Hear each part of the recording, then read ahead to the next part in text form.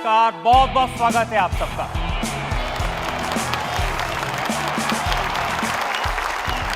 House the जोश।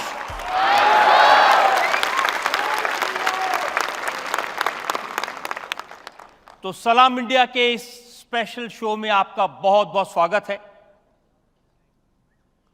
चुनाव का महापर्व है, नारों का शोर है, वादे हैं, बहुत सारे दावे हैं और ऐसे समय में, इस शोर में शायद हम ये भूल जाते हैं कि ये चुनाव प्रधानमंत्री के सरकार के 5 साल का अकाउंट लेने का चुनाव होता है। ये वक्त होता है जब प्रधानमंत्री देश की जनता के सामने अपने काम का हिसाब किताब देते हैं, जनता फैसला करती है। हमें फैसला करना है कि पिछले 5 साल में प्रधानमंत्री मोदी ने देश के लिए जो किया वो अच्छा किया या बुरा किया, बहुत किया या कुछ कमी रह गई। हमको फैसला करना है कि इस देश को एक मजबूत सरकार चाहिए। हमें फैसला करना है कि इस देश को एक खिचड़ी सरकार चाहिए या एक ऐसी सरकार चाहिए, एक ऐसा प्रधानमंत्री चाहिए जो पूरी दुनिया में भारत का सिर गौरव से ऊंचा कर सके।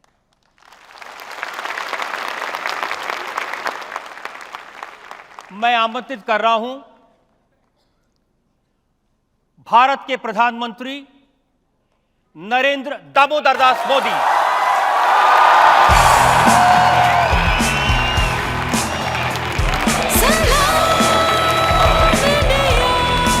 Please welcome prime minister Narendra Modi.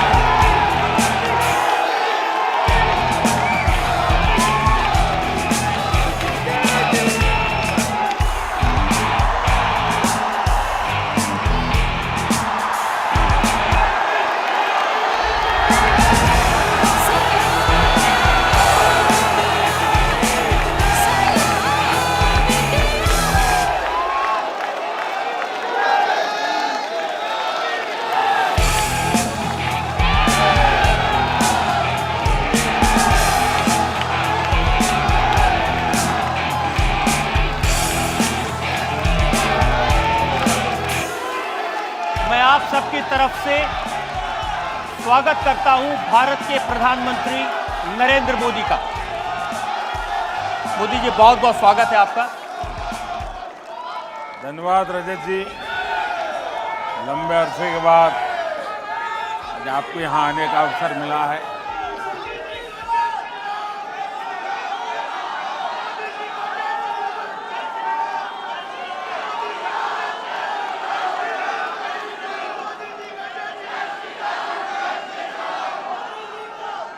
Modi ji, जब जब चुनाव होता है, शांत हो जाइए।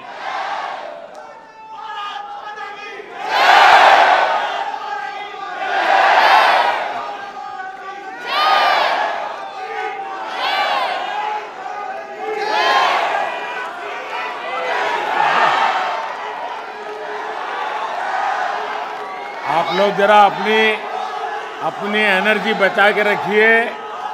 आपको 4 तारीख को भी इस एनर्जी की जरूरत लगेगी।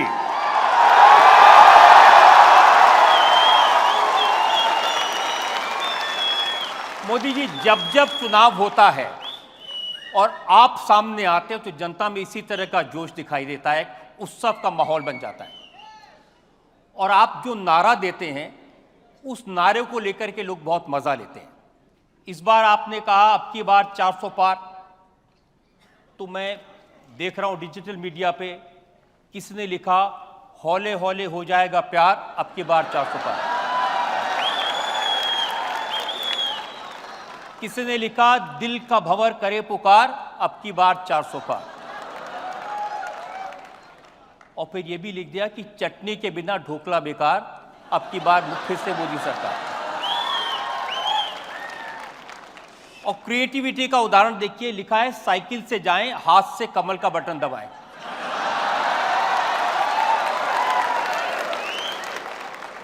और फिर लिखा बेईमानों के लिए मोदी जहर है, गद्दारों के लिए मोदी कहर है, और देश में मोदी की लहर है।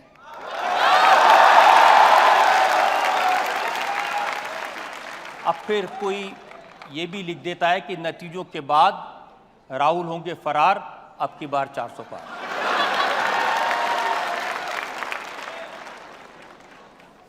तो ये जो दीवानगी है हर चुनाव में दिखाई देती है।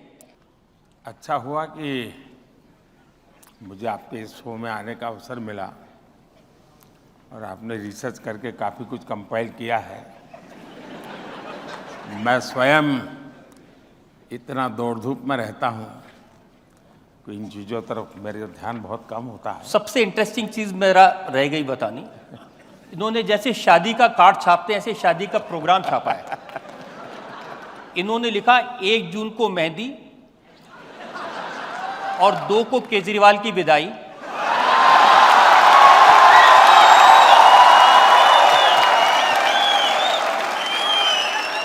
4 जून को ब्रेकफास्ट और उसके बाद हल्दी, और लंच पे रोना धोना शुरू। 3 बजे ईवीएम की डोली में वापसी, 5 बजे विपक्ष की विदाई, 6 बजे विदाई का रोना, और 7 बजे पप्पू जाएंगे इटली।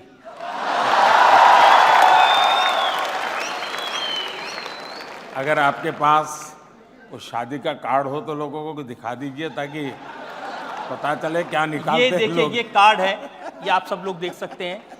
कोशिश करें इसको स्क्रीन पर भी दिखा दें।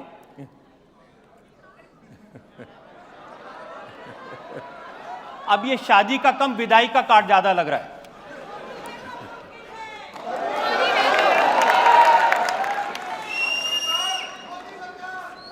इतना तो पक्का है कि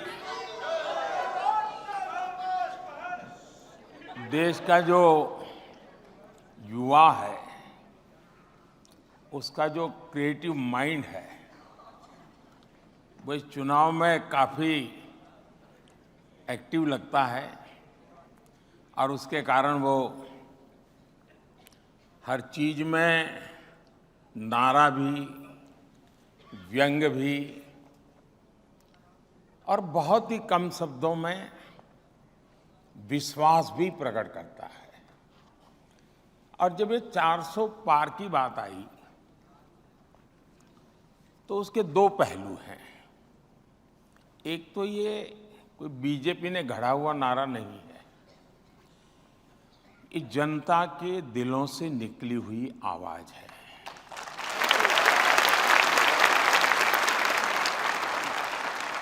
जहां तक मोदी का सवाल है, आप देखते हैं कि 19 से 24 तक हम करीब 360 जीत करके आए थे एनडीए, और सदन में 2-3 दल ऐसे थे जो लगातार हमारे साथ रहते थे। इसलिए एनडीए प्लस देखूं तो हम ऑलरेडी 400 थे। 2019 से 2024 तक सदन में हम 400 थे, यानी 400। अगर आपका परिवार में बच्चा 90 मार्क लेकर के आया और उसके सारे विरोधी या उसके कॉम्पिटिटर क्लास में जो भी बच्चे हैं वो 30 लाए, 40 लाए, फिर भी आप उसको नहीं कहोगे यार तेरे बाकी वाले 40 लाते हैं, तुम 50 लेके बैठ जाओ कि बेकार में काहे 90 की मेहनत करते हो। आप भी उसको कहेंगे कि नहीं यार 90 आए लेकिन यार 95 के लिए अगली बार ट्राई करो ना। तो 400 होने के बाद मुझे तो मेरे साथियों को कहना ही होगा कि भैया हमें तो और आगे जाना चाहिए, इसलिए 400 पार आया। दूसरा, ऐसे ही किसी क्रिएटिव माइंड ने मुझे सुझाव दिया था कि 370 लोगों के जहन में ऐसा फिट बैठ गया है। और हिंदुस्तान के आज़ादी के इतिहास में देश की एकता के लिए जो प्रयास हुए उसमें धारा 370 को लेकर जो काम हुआ है वो एक महत्वपूर्ण कदम है भारत के विकास यात्रा में। इसलिए किसी ने कहा कि अब तो बीजेपी ने टारगेट करना चाहिए बीजेपी के लिए 370। तो उस 370 धारा में से, और ये मुझे कश्मीर के ही किसी साथी ने बताया था कि 370 सीट का कभी, इसलिए मैंने संसद में कहा भाई ऐसे भी लोग हैं जो मुझे कहते हैं कि बीजेपी ने 370 प्राप्त करनी चाहिए ताकि 370 का महात्म्य जनमानस में रजिस्टर हो जाए। मुझे याद है जब 5 साल पहले आप इसी तरह जनता के सामने आए थे अपने काम के बारे में बताने के लिए। उससे कुछ ही दिन पहले डोनाल्ड ट्रंप आए थे, वो अहमदाबाद में बड़े स्टेडियम में गए थे और फिर वहाँ भी उन्होंने नारा लगाया अब की बार ट्रंप सरकार, बाहर गए। फिर जो बाइडन आ गए। तो जितने विरोधी थे ये कह रहे थे कि अब तो अमेरिका से मोदी के रिश्ते खराब हो जाएंगे, वो तो ट्रंप के साथ थे, अब तो जो बाइडन आ गए। और हम देख रहे हैं टर्म खत्म होते होते जो बाइडन ने आपको बुलाया और व्हाइट हाउस में ऐसा सम्मान किया जो हमने पहले कभी नहीं देखा। I'm honored to be the first to have you here in 15 years. Prime Minister Modi, welcome back to the White House. I cannot imagine His Excellency Modi getting intimidated or being forced to take any steps or actions that would go against the national interests of India and the people of India. And there is pressure against him, I am aware of that.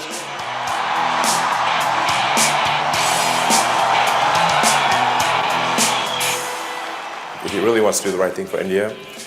He wants to be open, he wants to be supportive of new companies, and obviously, but at the same time, make sure it accrues to India's advantage. I am a fan of Modi, so.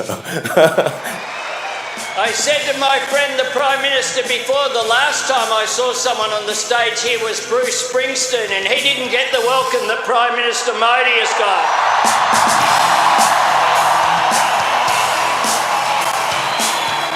Prime Minister Modi is the boss.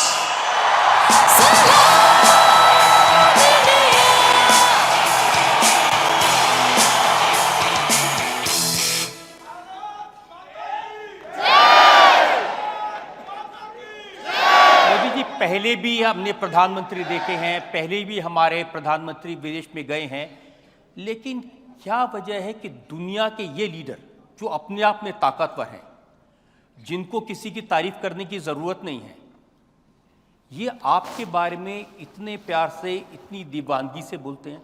और Putin का ये कहना कि मोदी किसी के आगे झुकते नहीं। हमारे देश का दुर्भाग्य रहा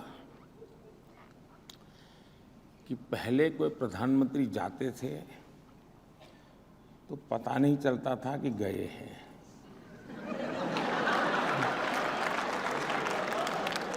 और वापस आते थे तब भी पता नहीं चलता था कि आ गए क्या। दूसरा,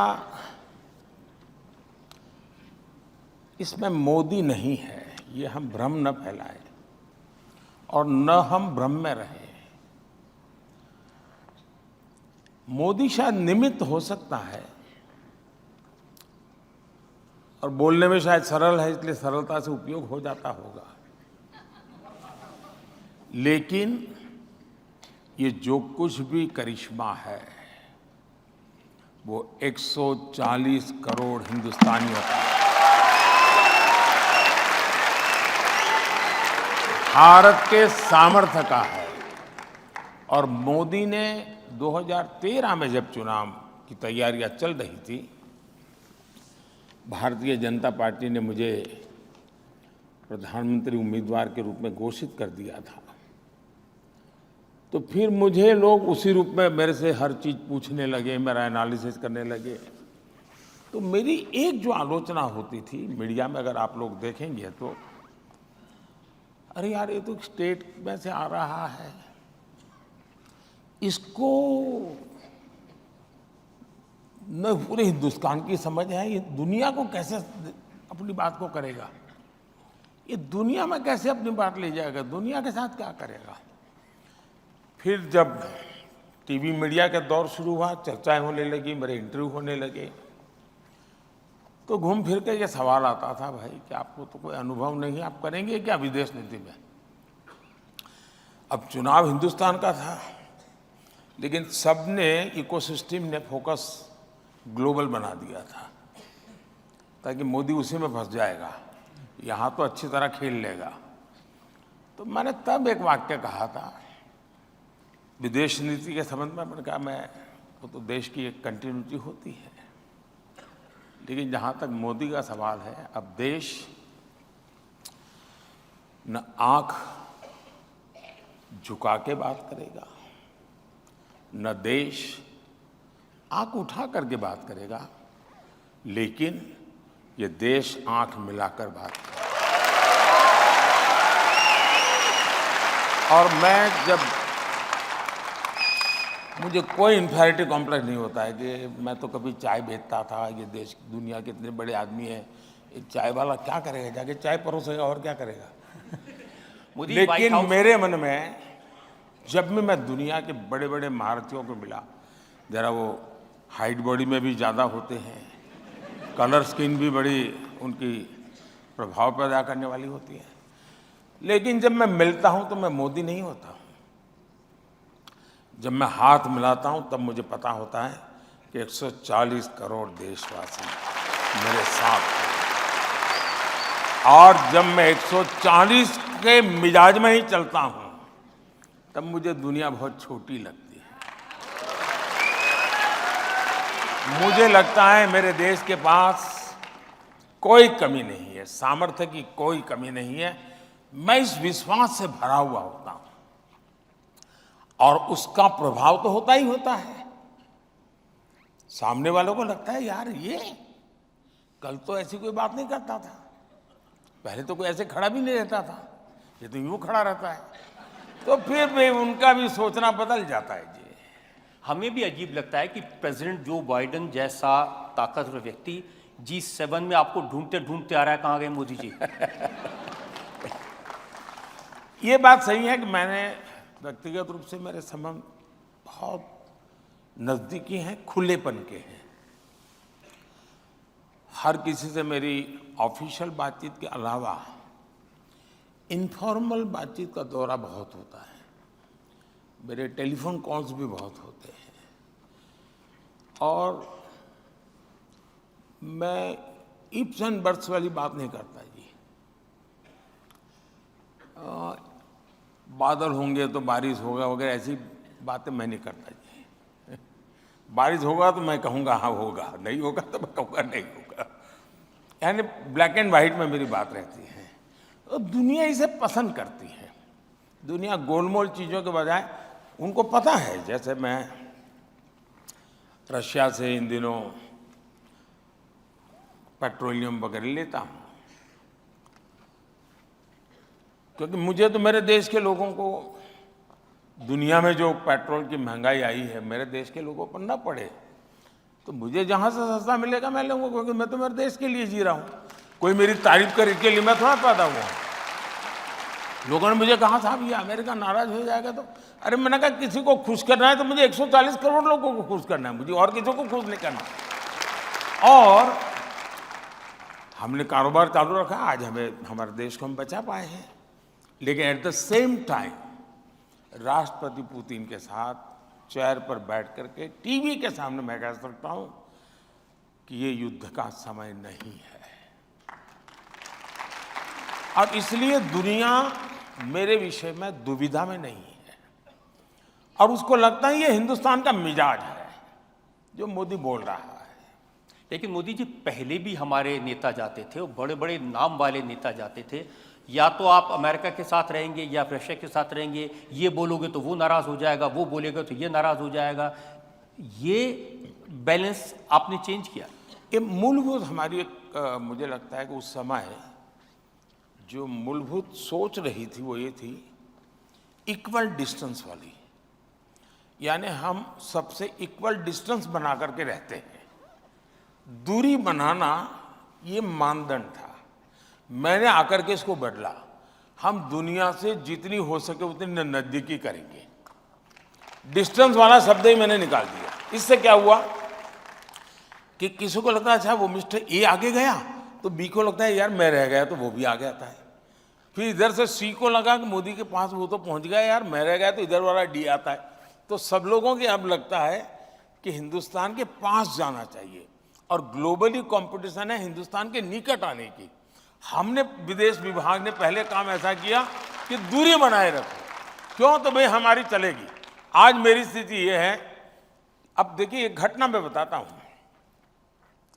मैं इजराइल जा रहा था तो सभी ये जो बुद्धिमान लोग होते हैं ना, जो इस दुनिया में बड़े हुए हैं, मुझे एडवाइस करते थे कि साहब इजराइल जाते हैं तो पैलेस्टाइन जाना ही चाहिए। भारत में सेकुलरिज्म का अर्थ यही है कि अगर आप हनुमान जी के मंदिर गए तो शाम को इफ्तार पार्टी करनी पड़ेगी। ये ऐसी साइकी बनी हुई है जी। तो मैंने सोचा भाई मैं स्टैंड अलोन यात्रा करूंगा, इजराइल से अकेला जाऊंगा, इजराइल से वापस आऊंगा, मैं पैलेस्टाइन नहीं जाऊंगा।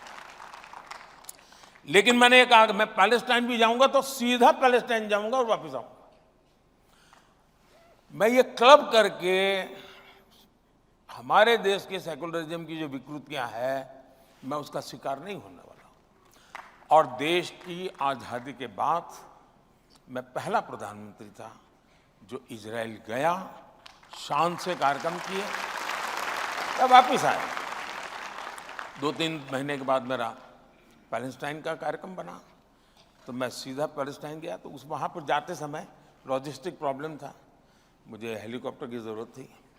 मैं जॉर्डन से जाने वाला था तो जॉर्डन के किंग जो मोहम्मद साहब के सीधे वारिस है, जॉर्डन के किंग मोहम्मद पैगंबर साहब के डायरेक्ट वारिस है, उनको पता चला कि मैं ऐसे ही वहाँ से पास हो रहा हूँ। उनका जी नहीं, मैं अपना कार्यक्रम बदल करके जॉर्डन वापस आऊँगा, आप मेरे आइए, हम बैठेंगे और आपको हेलीकॉप्टर आपके देश से लाने की जरूरत है, मेरे हेलीकॉप्टर में जाएंगे और पूरी यात्रा में मेरी व्यवस्था रहेगी। जॉर्डन के किंग एक ऐसा प्रधानमंत्री जो कुछ दिन पहले इजराइल जाके आया हुआ है। इतना ही नहीं, मैं जॉर्डन के किंग का हेलीकॉप्टर में जब जा रहा था पैलेस्टाइन तो इजराइल के 6 विमान उनके एयरफोर्स के वो उसको एस्कॉर्ट कर रहे थे और मुझे यानी जॉर्डन सम्मान दे रहा है, मुझे इजराइल सम्मान दे, और मैं जा रहा था पैलेस्टाइन, वो इजराइल को मालूम था, फिर भी वो मेरा सम्मान कर रहे थे। जब मैं मेरा कहता हूं, मैंने मोदी की बात नहीं करता हूं, मेरे देश की बात कर रहा हूं। और जब पैलेस्टाइन गया तो उतना ही सम्मान दिया गया मुझे पैलेस्टाइन में जितना कि इजराइल में। इसका मतलब ये हुआ, अब देखिए अभी कुछ ही दिन पहले हमने चाबहार में एक बहुत बड़ा एग्रीमेंट किया है ईरान के साथ, और मैं बताता हूं सेंट्रल एशिया के लिए बहुत बड़ा गेम चेंजर बनने वाला है। आपने देखा होगा कल अफगानिस्तान के तालिबान लोगों ने बहुत तारीफ की है हमारे इस निर्णय की। अमेरिका ने ईरान पर सैंक्शन लगाए हुए हैं, इजराइल और ईरान के बीच में युद्ध होते होते बच गया है। ऐसी संकट की घड़ी में भी ये दुर्भाग्य है कि वहाँ के राष्ट्रपति जी, वो भी मेरे अच्छे मित्र हैं, उनको हमें खोना पड़ा। और मिस्टर रईस जो जिनका अभी एक्सीडेंट में मृत्यु हुई, उनकी पत्नी भी हमारी अलीगढ़ यूनिवर्सिटी के साथ उसका बहुत अच्छा निकट संबंध है, यानी जीवन संबंध है। तो मेरे एक प्रकार से अच्छे घरेलू इन लोगों से संबंध है। तो एक अच्छे साथी को मैंने खोया, इसका दुख भी है। लेकिन उनके मृत्यु के कुछ ही समय पहले हमने चाबहार का एग्रीमेंट किया। मैं मानता हूं कि सेंट्रल एशिया में, लेकिन दुनिया ने किसी ने मेरा विरोध नहीं किया। इसका मतलब ये हुआ कि अगर आप अपने देश के हितों को ध्यान में रखते हुए काम करते हैं और दुनिया में, अच्छा मेरी एक बात साफ होती है, मेरे देश की नीतियां किसी तीसरे के संदर्भ में मैं नहीं करता हूं। मेरी अपनी देश की आवश्यकता है, मेरी देश की प्रायोरिटी है, उसी के हिसाब से चलूंगा। वैसा ही प्रॉब्लम है कोरिया और जापान का। ज्यादातर नेता जाएंगे तो कोरिया जाएंगे, जापान जाएंगे, जापान जाएंगे, कोरिया जाएंगे, क्लब करते हैं। उनका कहना ये हमारा इंसल्ट है, आप अकेले क्यों हमारे साथ नहीं? मैंने कहा ठीक है मैं आता हूं। मैं कोरिया अकेला गया, बाकी 10 जगह पे जापान नहीं गया। जब जापान गया तो कोरिया नहीं गया। उनको मैसेज जाता है, हाँ ये इंसान को समझ है। तो मैं दुनिया जो खींची रहती है और बड़ी बारीकी से इन चीज़ों का मैं अध्ययन करता हूँ। मैं घिसी पीटी एडवाइस पर चलता नहीं हूँ जी, और उसका परिणाम है कि आज दुनिया में भारत की जय जयकार हो रही है। एक उदाहरण हमने जय जयकार का देखा, पाकिस्तान के छात्र यूक्रेन से भारत का तिरंगा लेकर उसकी आड़ में वो निकले। अब देखिए हमारे देश में भी कैसा चल रहा है, मैं तो हैरान हूं। इस देश में के प्रयत्नों से अगर कोई चीज अच्छी होती है, हो सकता है जिसको सहन नहीं होता है चुप रहे, ये तो हो सकता है, तारीफ न करे ये भी मैं समझ सकता हूं। लेकिन उसके विरुद्ध मैं तो देखता हूं इन दिनों भी पत्रकार मुझे पूछते हैं, क्या सचमुच में आपने टेलीफोन किया था यूक्रेन को? सचमुच में आपने पुतिन को फोन किया था? मैंने कहा अब कॉल डिटेल निकलवा दो, मैं तो क्या थक गया मैं के जवाब नहीं देते हुए। अब इन लोगों को क्या करूं? नहीं, ऐसा पहले कभी हुआ नहीं जी, पहले ऐसा पहले कभी हुआ नहीं। 2 राष्ट्राध्यक्षों से बात करके अपने छात्रों के लिए रास्ता निकाल दे। इसलिए मुसीबत यही है कि इन्होंने कभी सोचा ही नहीं था कि हिंदुस्तान के तिरंगे की यह ताकत होती है।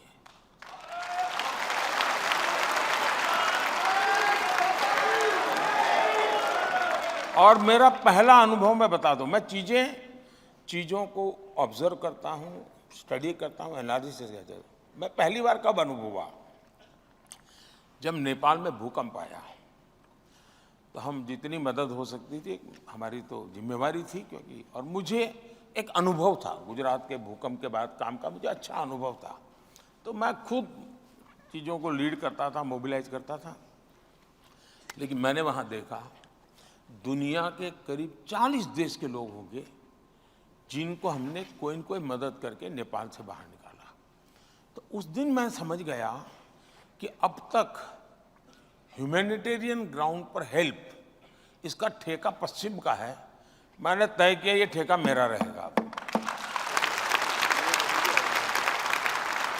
और इसलिए आपने देखा होगा कोविड में हम लोग चाइना से लोगों को वापस लाए, तो बहुत सारे अन्य देशों के लोगों को लेके आए। यमन में मुसीबत आई, हम अन्य देशों के लोगों को ले आए और उनको बाद में उनके देश में भेजा। अभी सूडान में हुआ हमारे देश के साथ, वहां भी अन्य देश के लोग फंसे थे, उनको भी ले आए। तो आज दुनिया में जो कभी हमारा नाम नहीं था, कि वरना तो ये था भी ये पश्चिम की दुनिया का ही एक प्रकार का उस पर ओनरशिप थी कि भाई ये ह्यूमैनिटेरियन ग्राउंड पे काम होना वाले यही लोग करते, ये लोग तो बिल्कुल कुछ नहीं करते। आज स्थिति ये है कि भारत, आप क्या करोगे मुझे पूछते हैं लोग, आप कैसे करोगे पूछते हैं, और मैं करता भी हूँ। अब जैसे आर्टिकल 370 जब वापस लिया, तो आपको इस बात की चिंता नहीं थी कि ये मिडिल ईस्ट के देश नाराज हो जाएंगे, कोई अरब कंट्रीज हमसे नाराज हो जाएंगे, हमारे 4 काम बंद कर देंगे? अब देखिए बहुत अच्छा सवाल है, और ये जवाब मेरा शायद थोड़ा लंबा हो जाएगा, और शायद पहली बार मैं इस विषय को आपने मुझे ऐसी जगह पे छू लिया है कि शायद मैं कोशिश कर रहा हूँ इसको आर्टिकुलेट करने की, क्योंकि एकदम से आपने पूछा है तो। लेकिन हमारे देश में जब भी कश्मीर की बात आती थी तो 70 साल तक इसको इंटरनेशनलाइज किया गया। दुनिया का हर देश कश्मीर के मुद्दे पर भारत को कटघरे में खड़ा करता था। थोड़ी बहुत अटल जी ने कोशिश की थी कि टेररिज्म को सेंटर पॉइंट लाए, लेकिन कुल मिलाकर के दुनिया में, और इसलिए 370 के संबंध में भी ये स्वाभाविक था कि दुनिया कोई बहुत बड़ा नाराजगी व्यक्त करेगी। हुआ उल्टा। दुनिया ने जितने देशों को लोग मानते थे कि इन मुद्दों पर भारत पर वो नाराजगी व्यक्त कर सकते हैं, भारत को घेर सकते हैं, अधिकतम लोग मौन रहे, जिन्होंने कहा वो ये कहा कि ये उनका इंटरनल मामला है। दुर्भाग्य ये है कि अरब देश तो शांत रहे, दुनिया के सभी इस्लामिक देश शांत रहे, मेरे देश की कांग्रेस चू चू करती रही।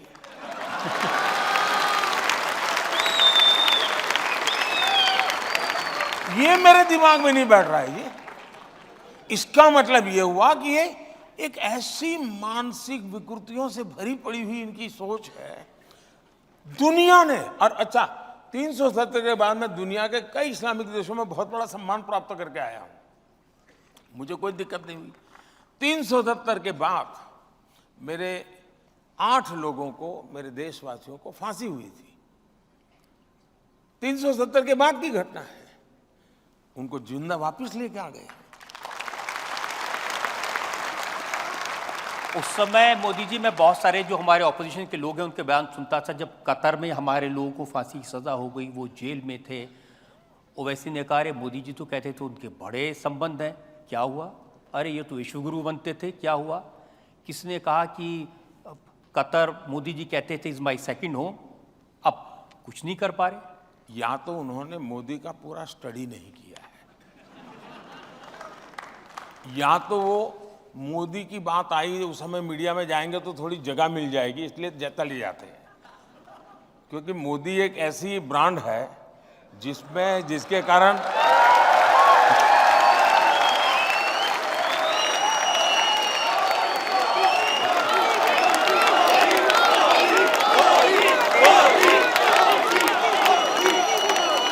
तो गाली देने से भी उसको स्पेस मिल जाता है, और इसलिए लोग मौका ढूंढते हैं, यार गाली किसी और को देने से क्या फायदा है, मोदी को देंगे तो। और इसलिए जल्दबाजी, उनको पता होना चाहिए कि यार कुछ तो होगा, ये कुछ तो चलता होगा, बोलता नहीं है, कुछ करेगा, ये इनको समझ होनी चाहिए। अब इतने साल हो गए, अब मेरा और मेरे कोई सीक्रेट कुछ नहीं है, ओपन है जी। कोई ढंग से इस बराबर स्टडी करे, मीडिया के लोग भी नहीं करते जी, माफ करना। ढंग से स्टडी करे तो वो कह सकता है ये हुआ है ना, देखिए 3 दिन के बाद मोदी ये कदम उठाएगा, 5 दिन के बाद ये उठाएगा, 7, आप तय कर सकते हैं। लेकिन आपको तैयारी नहीं, क्योंकि आपने एक बनी बनाई परसेप्शन में जीना चाहते हो, उसी को फैलाओ और उसके अनुकूल कुछ एनेक्डोट मिल जाए तो ढूंढते रहते हो। इसके कारण सारे के सारे लोग फेल हो जाते हैं। इस बार भी उनको लगता था कि 400 पार, आखिरकार स्थिति क्या हुई? इन सबको कहना ये पड़ रहा है कि 400 पार नहीं हो सकती। ऑपोजिशन क्या कहता है?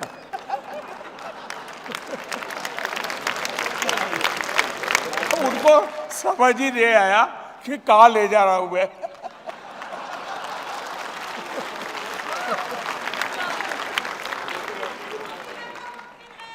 तीन चरण के बाद किसी ने उनको कहा कि क्या आप पूरा कैंपेन ये लड़ रहे हो कि मोदी 400 पार जाएगा कि नहीं जाएगा?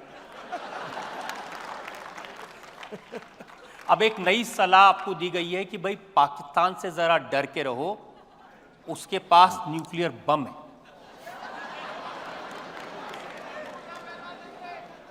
ऐसा है, वो ताकत को मैं खुद लाहौर जाकर के चेक करके आया हूं।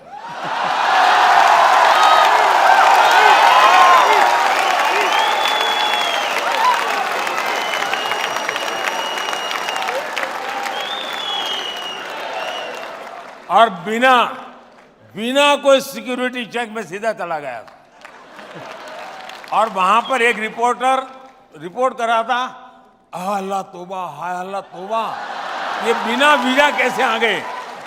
ये चर्चा थी टीवी पे, ये बिना वीजा कैसे आ गए? अरे वो तो मेरा ही देश था यार किसी जमाने में।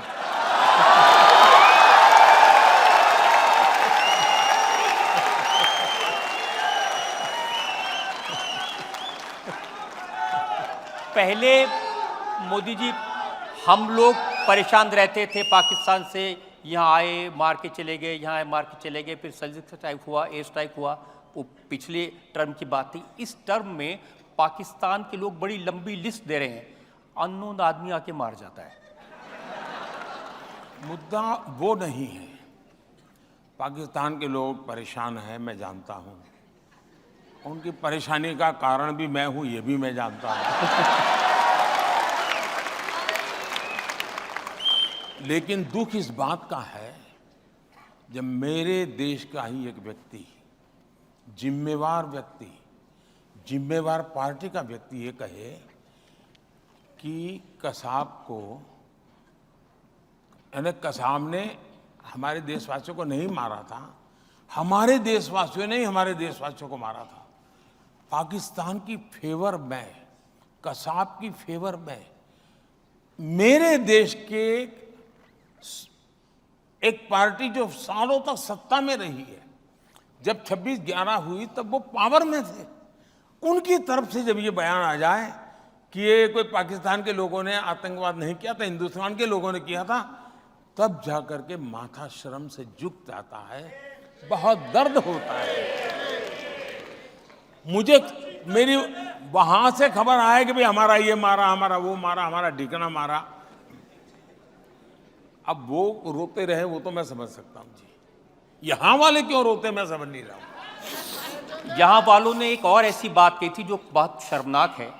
जब राम मंदिर बन के तैयार होने वाला था तो उद्धव ठाकरे की पार्टी के प्रवक्ता ने कहा कि ट्रेन में राम भक्तों को ले जाएंगे और पाकिस्तान की मदद से उस ट्रेन के ऊपर गोले बरसाएंगे, लोग मर जाएंगे, दंगे होंगे और फिर मोदी जी चुनाव जीत जाएंगे। अब दंगे तो नहीं हुए,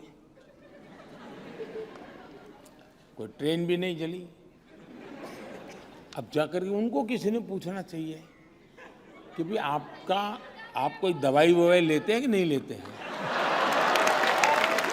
कोई मेडिकल चेकअप कराया कि नहीं कराया, कोई तो पूछो जाके भाई। चलिए आप ये सवाल नहीं पूछ सकते, लेकिन उनकी हेल्थ का तो पूछो, उनकी बीमारी क्या है ये तो पूछो, क्योंकि ऐसी बातें ऐसे नहीं निकलती भाई, कोई स्वस्थ मनुष्य थोड़ा करता है। तो सचमुच में आप जैसे लोग और आप लोगों की पहुंच हर जगह पे होती है, जरा पूछो तो भाई, अब तबीयत ठीक है ना, ये पूछना चाहिए उनको। कुछ नहीं हुआ फिर भी 400 पार।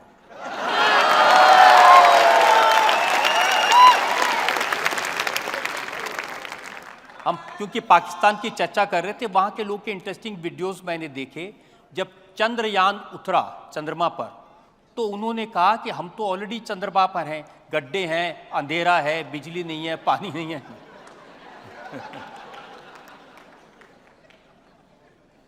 ऐसा है, उनके लिए झंडे पर चांद है तो बहुत कुछ है, मेरे लिए चांद पे झंडा हो वो सब कुछ है।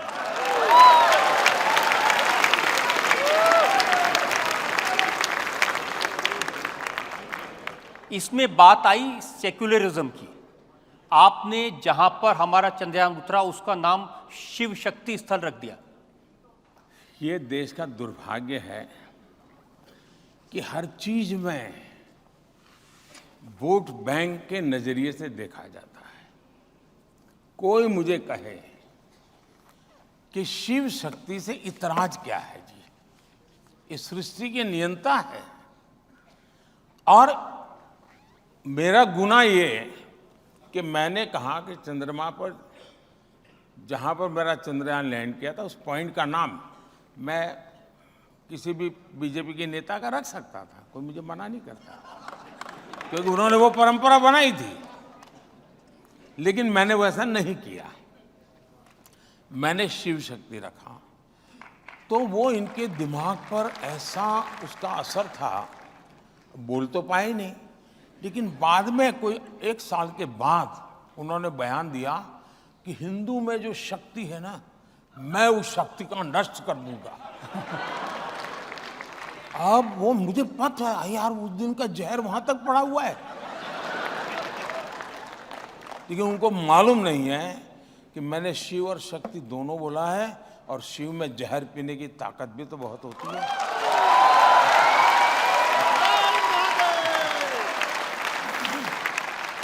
अब राम मंदिर के प्राण प्रतिष्ठा का इतना समारोह हुआ, राम मंदिर बना, इस पर भी उनकी आपत्ति है। उनका कहना है कि इसको आपने बीजेपी का समारोह बना दिया। पहले तो लगता था कि शायद सेकुलरिज्म की उनकी जो विकृत मानसिकता है उसका परिणाम होगा कि वो 70 साल तक इस मामले को अटकाने के लिए जो भी कर सकते हैं करने की कोशिश की। उनको लगता था कि इस मुद्दे को इस प्रकार से रखेंगे तो उनकी वोट बैंक सुरक्षित रहेगी। लेकिन राम मंदिर बन जाने के बाद वोट बैंक सुरक्षित रहने का मुद्दा ही नहीं था, क्योंकि वो मुद्दा उस प्रकार से उनके काम आने वाला नहीं था। उसके बाद जब विरोध किया तो मुझे लगता है कि 70 साल तक उन्होंने जो किया वो सिर्फ वोट बैंक के लिए कि इतना ही नहीं है, वो मन से, वचन से, कर्म से राम विरोधी है। राम के प्रति इनके मन में घोर रोष है और इसका परिणाम है कि अभी भी, अब देखिए कोई बच्चा रास्ते में जय श्री राम बोले तो मैं शायद बोलूंगा जय श्री राम। कोई मुझे कोई ग्रीट करे नमस्ते तो मैं करूंगा नमस्ते, कोई मुझे कहे हेलो तो मैं कहूंगा हेलो, कोई कहेगा जय श्री राम तो मैं कहूंगा जय श्री राम। आपने देखा होगा जब वो जाते हैं कोई जय श्री राम बोलता है तो उनके चेहरे की सारी रेखाएं बदल जाती हैं, मुंह पे ताला लग जाता है, पता नहीं वो क्या क्या करने लग जाते हैं। अब अरे आप बोल दो यार जय श्री राम, क्या जाता है आपका? यानी इतना। और दूसरा देखिए, मैं कहूंगा ये राम जन्मभूमि ट्रस्ट के जो ट्रस्टी है ना, मैं उनको सच में बधाई दूंगा, क्योंकि राम मंदिर तो न्यायालय के निर्णय के बाद हो रहा है। सारी दुनिया को मालूम है कि न्यायालय में भी रुकावट डालने का काम कौन करता था। 19 में तो यहां तक कह दिया था कि जजमेंट अभी मत लाओ वरना बीजेपी को फायदा होगा। न्यायालय में कहा गया था, कांग्रेस की तरफ से कहा गया था। चलिए ये सब तो छोड़े, अब न्यायालय इसके बावजूद भी ये राम जन्मभूमि ट्रस्ट के लोग उनके घर गए और जाकर के सम्मानपूर्वक निमंत्रण दिया कि भाई जो हो गया होगा, भूल जाओ, आइए आप भी आइए। जैसे वो उनके यहाँ गए वैसे ही जो 2-2, 3-3 पीढ़ी से अदालत में लड़ाई लड़ रहे थे अंसारी परिवार, उनके बेटे इकबाल अंसारी जो भी अदालत में राम जन्मभूमि के खिलाफ केस लड़ रहे थे, बाबरी मस्जिद के लिए लड़ाई लड़ रहे थे, उनको भी निमंत्रण दिया कि भाई चलिए अब तो न्याय का निर्णय हो चुका है न्यायालय का, आप आइए, आप देखिए साहब निर्णय देश करे। इकबाल अंसारी जो कि जीवन भर उनका परिवार बाबरी मस्जिद के लिए अदालतों में लड़ता रहा, राम जन्मभूमि के विरुद्ध में लड़ता रहा, लेकिन चूंकि सुप्रीम कोर्ट ने न्याय दिया है, वो स्वयं प्राण प्रतिष्ठा के कार्यक्रम में आकर के बैठे और इन लोगों ने बहिष्कार किया। तब जाकर के चिंता होती है कि क्या सोच है। इतना ही नहीं, मुझे बाद में अभी पता चला कि श्रीमान इकबाल अंसारी वो कोई अमीर व्यक्ति, वो सामान्य परिवार के व्यक्ति हैं। उन्होंने भगवान राम मंदिर का जो एक मॉड्यूल था लकड़े का, वो कहीं से खरीद के लाए और उनका जो पीएसओ था वो हिंदू है, उसको उन्होंने गिफ्ट किया। इकबाल अंसारी ने गिफ्ट किया उनको। इसका मतलब ये हुआ कि वो उनको लगता था कि ये मेरा हक है इसलिए मैं लड़ता हूं, लेकिन न्यायालय ने एक बार निर्णय किया, उसको उन्होंने सिर आंखों पर चढ़ाया। तो इकबाल अंसारी को मैं सेकुलरिज्म सही है कि इनका सेकुलरिज्म सही है, ये चिंता का विषय है देश के लिए। इसीलिए आजकल आपको सांप्रदायिक, कम्युनल, हिंदू मुसलमान करने वाला कह रहे हैं। ऐसा है कि या तो किसी ने नई डिक्शनरी लिखनी पड़ेगी, क्योंकि सारी डिक्शनरी खाली हो गई। मुझे गाली देते देते सारी डिक्शनरी के शब्द प्रयोग खाली हो गए हैं। अब उनके पास कोई गालियां ही नहीं बची हैं, तो घूम फिर करके वो हिंदू मुसलमान बोले बिना उनकी वोट बैंक को वो जगा नहीं सकते, क्योंकि काम तो किया नहीं। 60 साल तक किसी मुसलमान बच्चे को पढ़ाया होता, उसको कहीं अच्छा रहने के लिए घर दिया होता, उसको टॉयलेट दिया होता, उसके घर में बिजली दी होती, बच्चों की अच्छी, वो तो किया नहीं।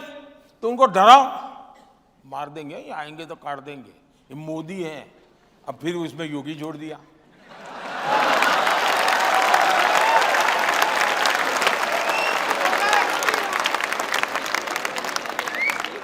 अब ये डराना साहब, मुसलमान समाज में भी अब इन चीजों की तरफ देखने का दृष्टिकोण बदल रहा है। मैं मुल्ला मौलवियों की बात नहीं करता हूं, जिनका वेस्टेड इंटरेस्ट, तो हिंदुओं में भी ऐसे लोग होते हैं, तो उनकी मैं बात नहीं करता। लेकिन जनरल मेरा तो काफी लोगों से इंटरेक्शन होता है, और मेरा अनुभव है कि ये जो भड़काने वाली बातें हैं उससे तो वो प्रभावित नहीं हो रहे। वो समझते हैं कि इनका वोट का जमाना इसलिए कर रहे हो। मोदी जी, आज तक किसी लीडर की हिम्मत नहीं हुई जो ये कहे कि मुसलमानों को आरक्षण नहीं देना चाहिए, मुसलमानों को आरक्षण देना गलत है, और आप तो चुनाव में खुलेआम कह रहे हैं। मैंने कांग्रेस पार्टी को पिछले 1 महीने से कहता हूं कि भाई आप लिखिए, मैं देश को गारंटी दो। एक, आप भारत के संविधान को नहीं बदलेंगे। दूसरा, संविधान बदल करके धर्म के आधार पर आरक्षण नहीं देंगे। तीसरा, आप SC, ST, OBC का आरक्षण छीन करके आप धर्म के आधार पर वोट जिहाद वालों को आरक्षण नहीं देंगे। लिख करके दो, नहीं देते हैं। देश को दो ना भाई, बयान तक देने की हिम्मत नहीं है। फिर क्या कहते हैं, अरे हमारा मैनिफेस्टो देखो। मैं पूछता हूं, क्या किसी कांग्रेस के मैनिफेस्टो में लिखा है कि वो करप्शन नहीं करेंगे या करेंगे? करप्शन करेंगे ऐसा उनके मैनिफेस्टो में कहीं पर है क्या? कांग्रेस के पिछले 50-60 साल के मैनिफेस्टो देख लो, एक भी मैनिफेस्टो में उन्होंने करप्शन का कार्यक्रम लिखा है क्या? जरा बताइए ना। करप्शन करते हैं कि नहीं करते हैं? अब मैं पूछूंगा करप्शन क्यों करते हैं, वो कहेंगे मेरा मैनिफेस्टो देखो कहीं लिखा है क्या। अरे ऐसे थोड़ा होता है जी। और आप देख लीजिए डॉक्टर मनमोहन सिंह जी का बयान देख लीजिए, ये शहजादे का बयान देख लीजिए। उनके मैनिफेस्टो में ये कहते हैं कि अब ठेके धर्म के आधार पर दिए जाएंगे। मतलब कहीं ब्रिज बन रहा है तो आज ठेका कैसे मिलता है कि भाई उनके पास रिसोर्सेज कितने हैं, कैपेबिलिटी कितनी है, एक्सपीरियंस क्या है, ट्रैक रिकॉर्ड क्या है, आर्थिक क्षमता कितनी है, टेक्नोलॉजिकल उनकी क्षमता कितनी है, सारी चीजें देख करके टेंडर से कोई व्यक्ति प्राप्त करता है। अब ये क्या कहते हैं, अब इसमें आरक्षण होगा। अब मुझे बताइए साहब, वो ब्रिज बनाना है कि आपको आपके चुनाव जीतना है और कुछ काम है क्या? इतना ही नहीं, इन्होंने यहां तक मैनिफेस्टो में कहा है कि खेल में भी अब वो धर्म के आधार पर आरक्षण लाएंगे। अरे भाई, खिलाड़ी सुबह 4 बजे उठ करके पसीना बहाता है जी, तब जाकर के खिलाड़ी बनता है। जिंदगी के 15-20 साल वो खपा देता है, और आप कहोगे ठीक है भाई, तुम उस माँ की गोद से पैदा हुए, तुम नहीं हो सकते, उस माँ की गोद से पैदा होकर वो आ जाएगा। ये कैसे हो सकता है? और ये हिम्मत इनकी ऐसी चीजें मैनिफेस्टो में लिखने की। क्या देश ऐसे चलाएंगे क्या? हमारा मंत्र है सबका साथ सबका विकास। लेकिन मोदी जी, ऐसी बातें खान मार्केट गैंग का नाम लेकर के आज तक किसी की हिम्मत नहीं हुई कहने की जो आप कह रहे हैं इतने खुले। ऐसा है कि मुझे आगे पीछे कोई रोने वाला नहीं है।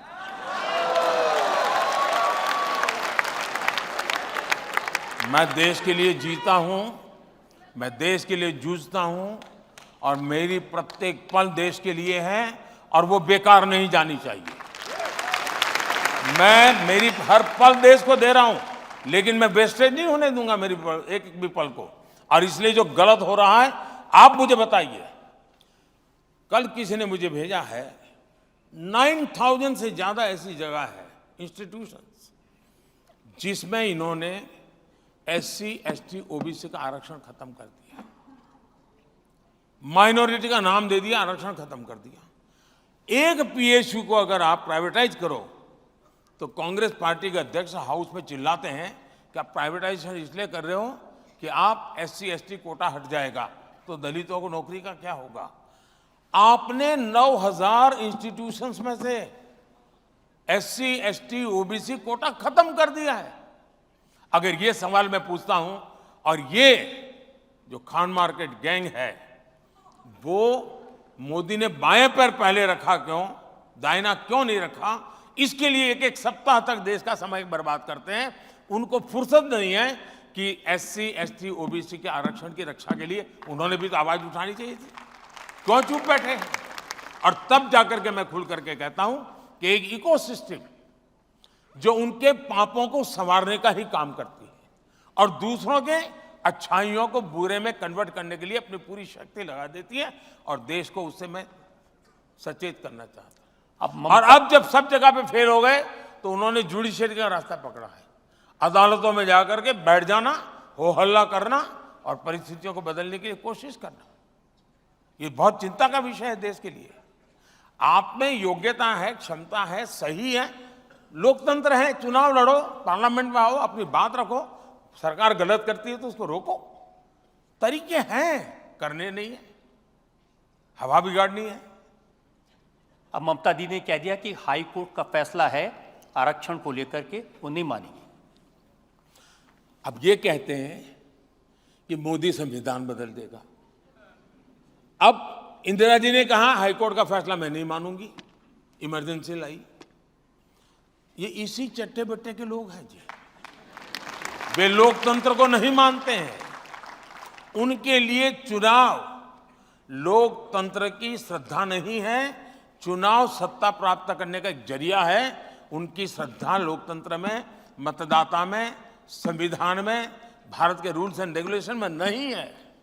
और इसीलिए मैं जो परिवारवाद के खिलाफ बोलता हूं ना, क्यों बोलता हूं? क्योंकि लोकतंत्र के प्रति श्रद्धा जब समाप्त हो जाती है तब जाकर के आपको परिवार के वाद के भरोसे चलना पड़ता है। और ये सारे लोग, कोई मुझे कहे, कोई किसी कॉन्स्टिट्यूएंसी में जाकर के कहे कि मैं मेरा बेटा आपको सुपुर्द कर रहा हूं, ये कौन सा लोकतंत्र है जी? ये कौन सा लोकतंत्र है? जनता जनार्दन तय करती है जी। वो पापा की कॉन्स्टिट्यूंसी है। सवाल वही है। वो तो एल्बम तो दिखा रहे हैं, दादी से शुरू होता है एल्बम। मोदी जी, एक बड़ी शिकायत उन सब लोग की ये है कि लेवल प्लेइंग फील्ड नहीं है। कोई बेल पे है, कोई जेल में है, क्या लड़ें कैसे? जो लोग लेवल प्लेइंग फील्ड की बातें करते हैं, अब देखिए, नाचना नहीं तो आंगन बांका, ऐसा कैसी कहावत है ना, आंगन टेढ़ा। नाच न जाने आंगन टेढ़ा। हाँ, ऐसी एक कहावत है। अब पराजय निश्चित है। अब सवाल यह है कि एक तो है भी मॉरल विक्ट्री घोषित करो, दूसरा है ईवीएम को गाली दो। अब आपने देखा होगा कि तीसरे चरण के बाद ईवीएम मैदान में आ गया है। ईवीएम के लिए रोना धोना, आंकड़े क्यों पहले नहीं आए, बाद में क्यों नहीं आए, ड्यूरिंग इलेक्शन हर हफ्ते सुप्रीम कोर्ट में विवाद खड़े कर दिए जाते हैं। मतलब बहुत सोची समझी रणनीति के तहत भारत के लोकतंत्र की दुनिया में प्रतिष्ठा न बने। भारत का लोकतंत्र बहुत जीवंत है, भारत के मतदाता बहुत जागरूक है, भारत की चुनाव प्रक्रिया ट्रांसपेरेंट है।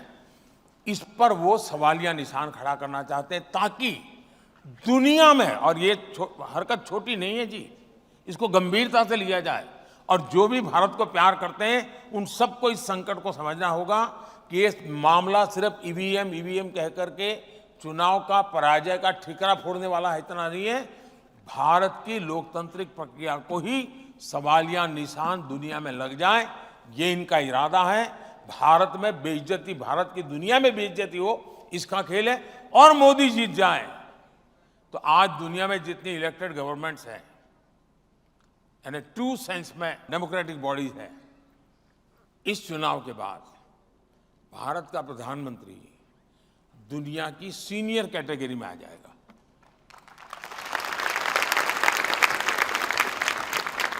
हर ग्रुप में वो सीनियर मोस्ट होगा डेमोक्रेटिक वर्ल्ड में। इनको अभी से हिसाब किताब लगाते हैं, उनके भी तो एडवाइजर है ना, देख यार ये तो ऐसा होगा, अभी ऐसा होगा, ऐसा होगा, उसी डर में सब हो रहा है। लेकिन इससे देश का बहुत नुकसान। और लेवल पे भी ये लोग इलेक्शन कमीशन को गाली देते हैं। हमारे देश का चुनावी व्यवस्था ये कहती है कि अगर कोई पार्लियामेंट सीट में अगर किसी कैंडिडेट की मृत्यु हो जाए तो वो चुनाव स्थगित होता है, ठीक है।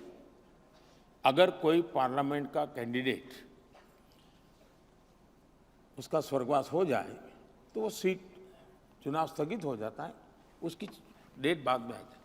कोई मुझे बताए कि राजीव गांधी नाम का एक व्यक्ति जो पार्लियामेंट के चुनाव का कैंडिडेट था, उनकी आतंकवाद में हत्या हो गई, उनकी सीट कैंसिल होनी चाहिए थी, रुकनी चाहिए थी चुनाव, लेकिन उस समय के इलेक्शन कमीशन ने पूरे देश का चुनाव रोक दिया, कोई लॉजिक नहीं था। और करीब 21-22 दिन दिए और उनके अस्थि लेकर के पूरे देश में यात्राएं चली और फिर चुनाव की डेट दी गई। तो कौन सा लेवल पे भीड़ था देश के इलेक्शन कमीशन का? और बाद में वो खुद कांग्रेस के कैंडिडेट बन के अडवाणी के खिलाफ चुनाव लड़ रहे थे।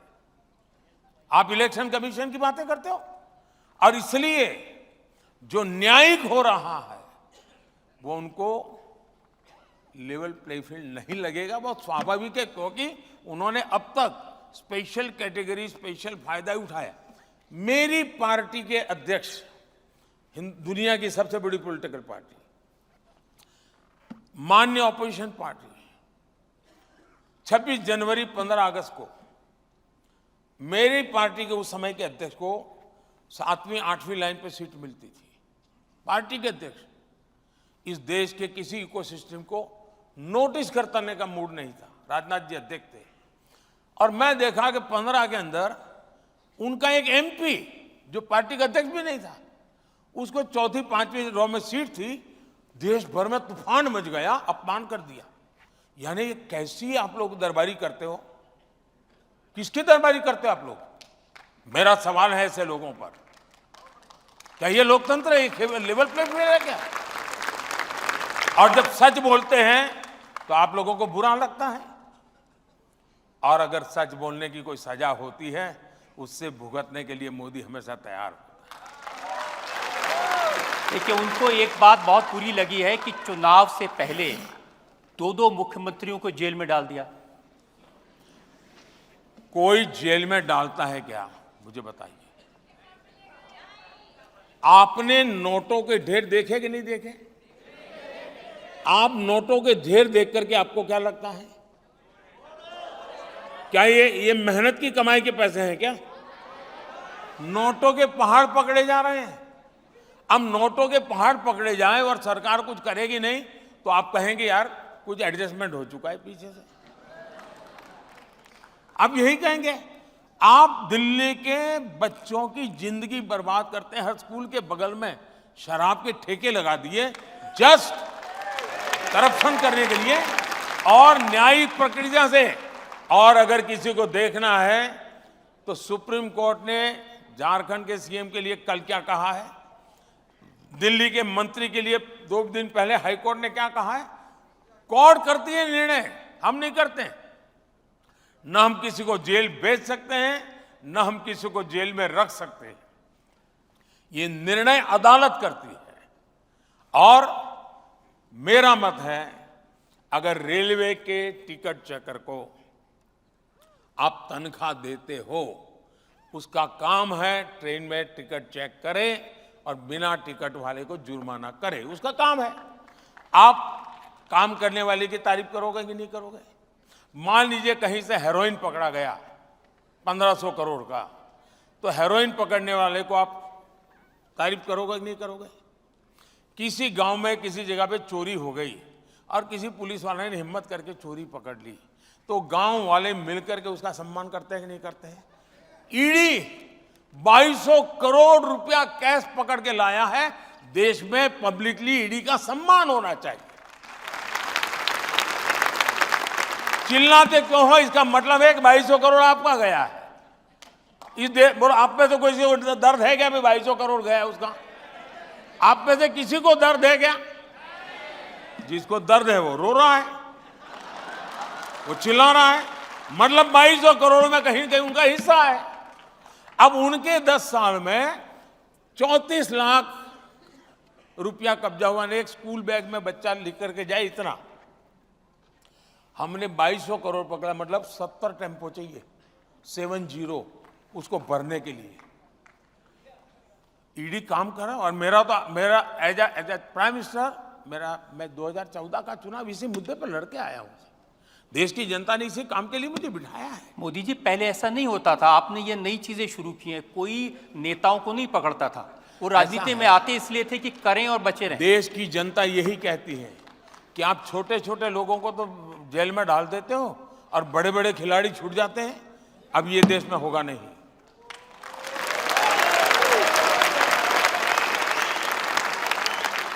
मुझे किसी के कोई मेरे लिए एडिटोरियल लिख दे, इसलिए मैं सरकार नहीं चलाता हूं जी।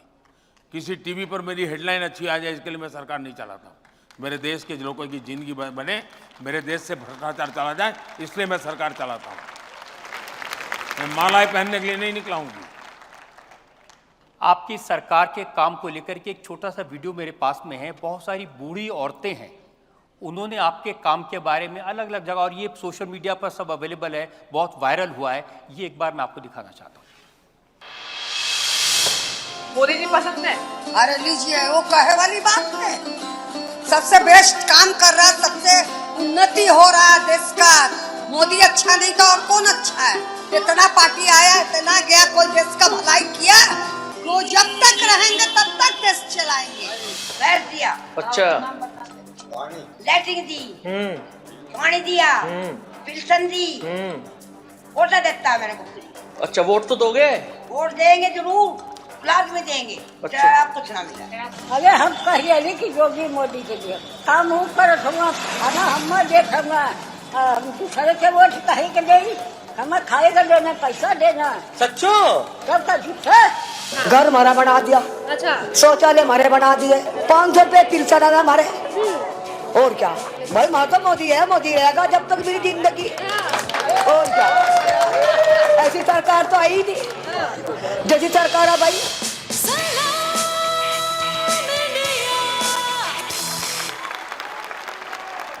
एक तो मैं इन माताओं का बहुत आभारी हूं कि वो ऐसा खुल करके आशीर्वाद दे रही हैं। लेकिन मीडिया जगत के लोग जरा एनालिसिस करें कि बड़े बड़े नेता भी इतनी बारीकी से, इतनी स्पष्टता से नहीं बोलते हैं जितना एक अनुभव किया हुआ व्यक्ति बोल रहा है। मतलब ये सच्चाई बोल रही है, ये शब्दों का श्रृंगार नहीं है, ये भीतर से निकला हुआ एक आशीर्वाद का पत्र है जी। और यही मेरी ताकत है। और मेरी सरकार की अगर कोई विशेषता है तो यही है लास्ट माइल डिलीवरी। आखिरी व्यक्ति तक जो योजना है वो पहुंचनी चाहिए।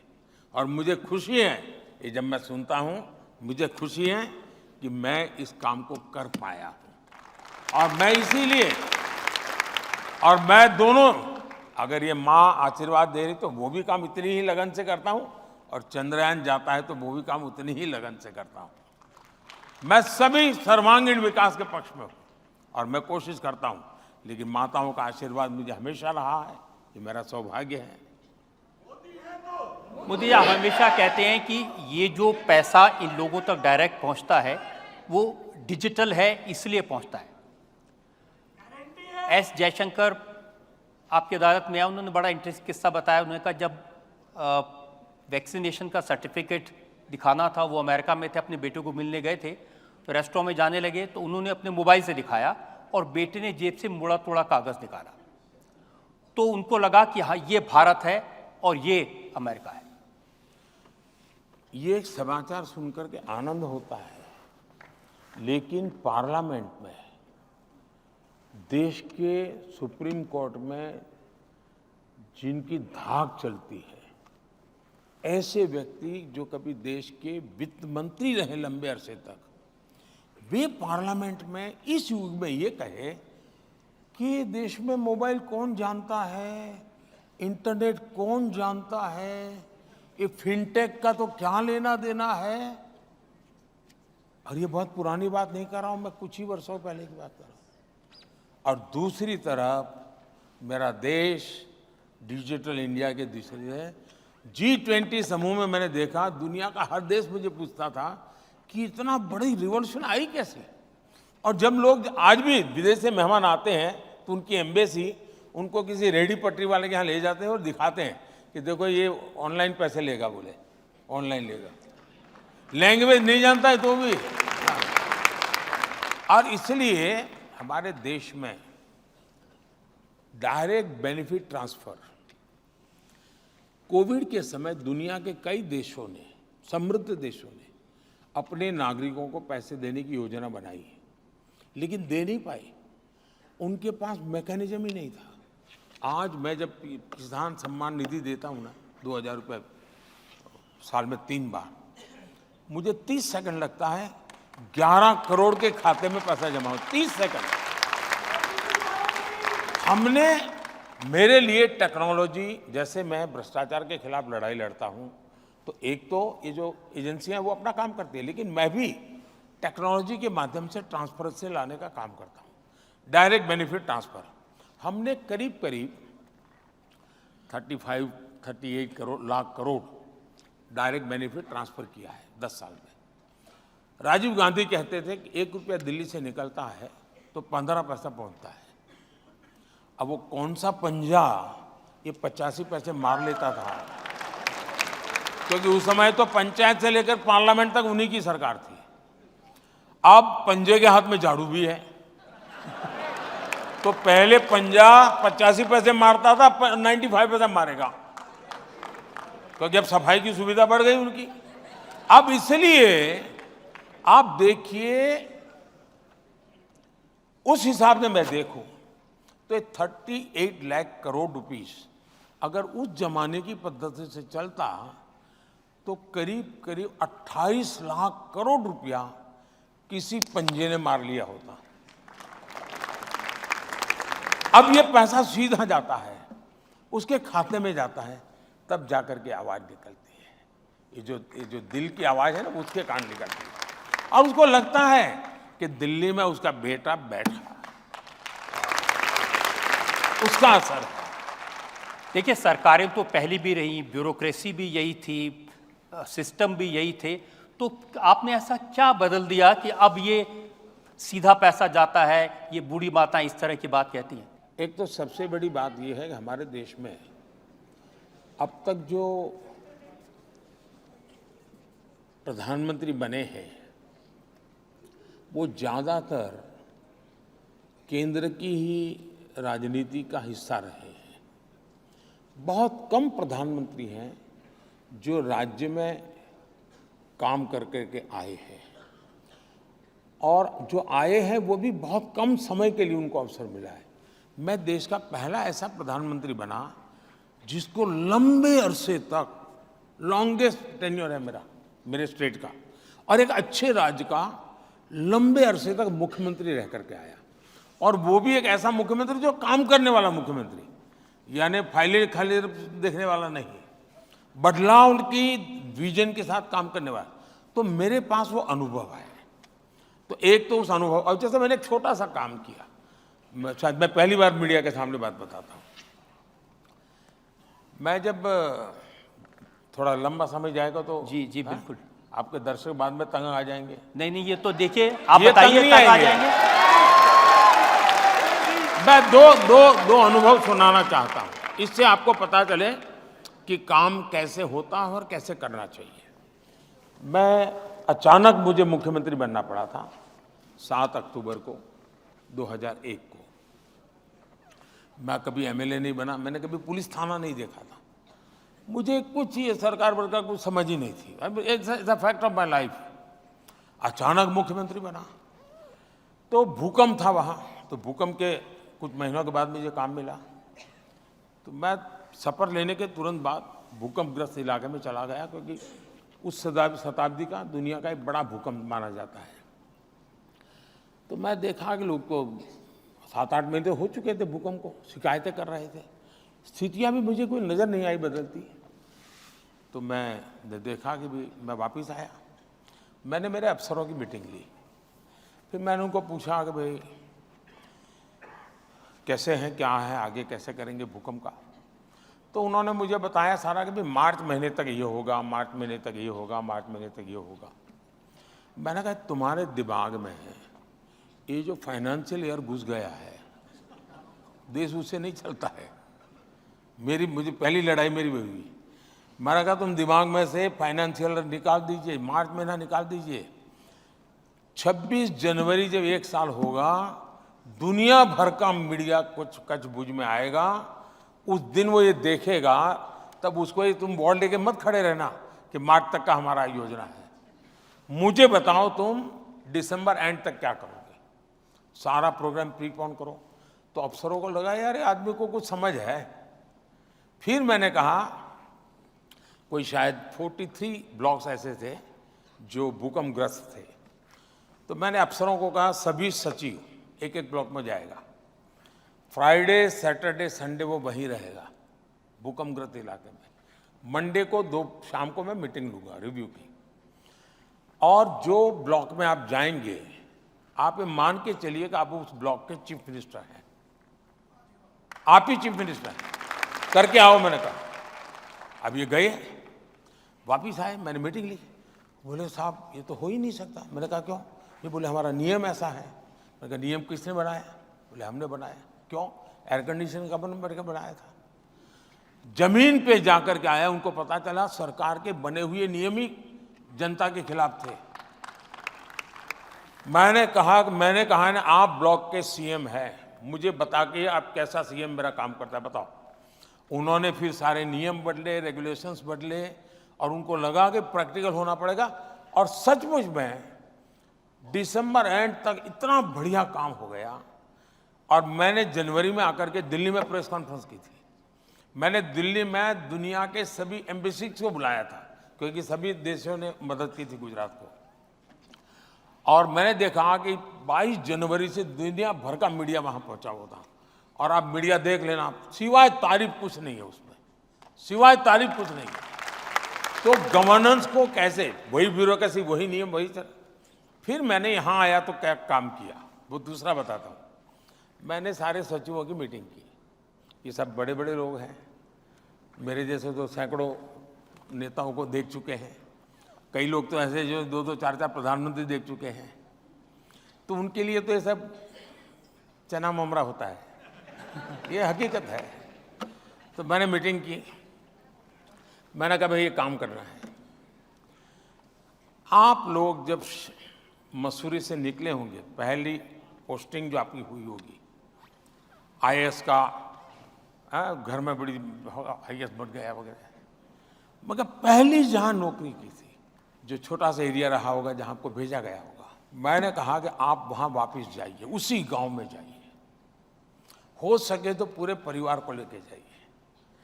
और उस समय कहाँ रहते थे, दफ्तर कैसा था, उस समय गांव कैसा था, ये सारा अपने परिवार को दिखाइए, खर्चा सरकार करेगी। और आकर के मुझे बताइए कि आप वहां से यहां पहुंच गए, जिस गांव को आप छोड़ के आए था वो कहां है? मुझे कोई क्लास नहीं लेना पड़ा, सबने आकर के कहा कि साहब हमारी आंखें खुल गई। हम 30 साल पहले जहां गए थे वहां तो वैसा का वैसा हालत है, हमारी जिंदगी तो बदल गई, हमारे बच्चे तो दुनिया में पहुंच गए, वो वही है। मैंने कहा किसने बनाई नीतियां? तो मैं उनको रियलाइज करवाता हूं, मैं उनको मोटिवेट करता हूं। इसलिए सरकार वही, दफ्तर वही, फाइल वही, कानून वही, नियम वही, लेकिन अगर थोड़ा तरीका बदल दें तो स्थितियां बदली जा सकती है, और वो मैं बदल रहा हूं। मेरा पहला अनुभव दिल्ली में ब्यूरोक्रेसी को तब आया जब मैं प्रधानमंत्री जनधन स्कीम लेकर के आया, और मैंने तय किया कि भाई बैंकों का नेशनलाइजेशन हुआ था, गरीबों के लिए बैंक के दरवाजे खोलने के लिए। इंदिरा जी के भाषण सुन लीजिए आप। और सारी बैंकों को उन्होंने रातों रात जब्त कर लिया था। मैंने यहाँ देखा कि 50% इस देश के लोग ऐसे हैं कि जिन्होंने बैंक का दरवाजा ही देखा नहीं है। अब वो कौन है? SC, ST, OBC वही समाज है। मैंने कहा हर एक का मुझे बैंक अकाउंट खोलना है। तो साहब बैंक वालों ने कहा साहब कुछ तो उन्होंने पूंजी डाली। मैंने कहा उनके पास एक पैसा नहीं है, बिना पूंजी डालना है। तो फिर बोले कहा स्टेशनरी का खर्चा होगा। मैंने कहा स्टेशनरी का खर्चा हम सरकारी बजट से देंगे, लेकिन मुझे खाते खोलने। लेकिन बोले साहब हम घोषणा कर देते हैं जो भी आएगा। मुझे आएगा नहीं, ढूंढना है किसका खाता नहीं खुला, उसके घर जाना है, ढूंढ के लाओ। खैर मैंने सब बताया। हमारे अरुण जेटली जी फाइनेंस मिनिस्टर थे, अब वो यहीं से पले बड़े थे आप ही के बीच में, तो उनकी दुनिया तो अलग ही थी। तो उन्होंने कहा मोदी जी सब नीचे तक। मैंने कहा ऐसे नहीं भाई, मैं हर हफ्ते पूछ मीटिंग लूँगा और मैं कहा आपको भी बैठना होगा। तो करीब 30-40 अफसरों को हर हफ्ते मैं बुलाता था, बताओ भाई आज कितने अकाउंट खुले, कौन सी बैंक का कितना पा। अरे बोले साहब प्राइम मिनिस्टर ही कैसे करता है। मैं कहा ये प्राइम मिनिस्टर ऐसा ही है। और पहली बार भारत सरकार के अधिकारियों को पता चला कि काम करने वाली सरकार का मतलब ये होता है। और फिर मैंने बैंक के लोगों से बातें की। मैं एक एक ब्रांच को फोन करता था जी कि भाई बताओ तुम्हारे यहाँ काम क्यों ढीला है। कोई अच्छा करता तो उसको फोन करता, यार तुमने बड़ी मेहनत की, तुम्हारे इलाके के तो सारे बैंक अकाउंट खुल गए, कैसे किया। तो मैं करीब 3 महीने उसमें लगा रहा और आज मुझे गर्व है कि मेरे देश के हर गरीब का बैंक में अकाउंट है जी। और उसके कारण ये डायरेक्ट बेनिफिट ट्रांसफर हुआ है जी। अगर वो न होता, अच्छा जब मैं पहले खाते खुलवाता था तो लोगों को लगता था यार मोदी जी के दिमाग में किसी ने भर दिया है। उनको मालूम नहीं है कि मोदी की डिजाइन बहुत लंबी होती है।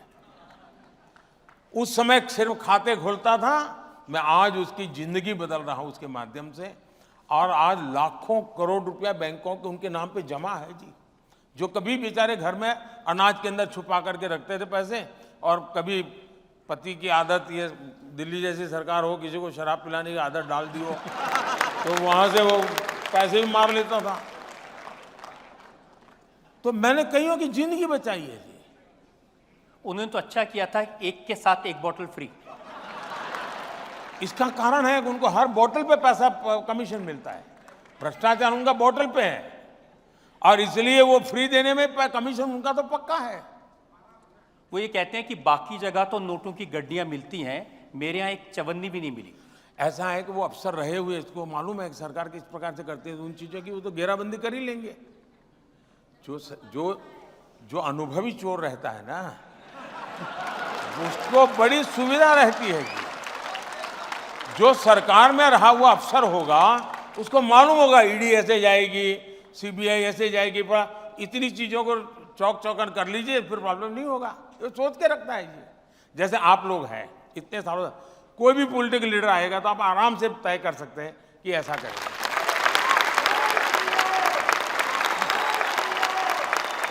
जनता में से 2-3 सवाल हमारे पास में है। सुधीर सेठ का एक सवाल है। सुधीर सेठ, मेरा सवाल है, जो आपके परिवार के सदस्य एनआरआई बाहर रह रहे हैं, उनका बार बार हमें पूछना होता है कि इतनी ज़्यादा इन्फ्लेशन को कैसे कंट्रोल किया इंडिया ने पोस्ट कोविड और इतनी वॉर्स के बाद भी। वो कह रहे हैं कि जो दूसरे मुल्क हैं, वहाँ जो लोग रहते हैं, वो इनको कहते हैं कि भाई हमारे यहाँ तो इतनी महंगाई है, यूरोप में, अमेरिका में, ये मोदी जी ने कैसे कंट्रोल करके रखा है।